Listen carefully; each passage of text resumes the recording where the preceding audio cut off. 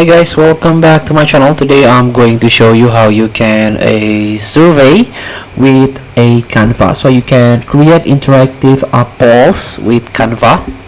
So let's start by open your Canva desktop version. You can get this app from official website. You can download it for free and install into your system. Don't forget to sign in with your account. Here you can click on templates and you can search the Canva templates. So start with the survey keyword, and here we go. You can try to find your best template for your interactive poll. So for example, this one, interactive poll and icebreaker brainstorm, but you have to join pro. There's a crown icon, so you can use this template by joining a pro version of Canva. So you have to notice there is a upgrade to Canva Pro to use this premium template.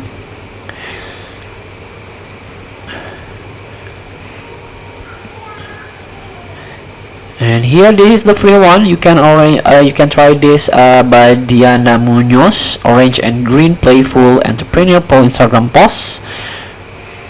There is more like this. This is all free, so you can try to customize with this template. You can create one,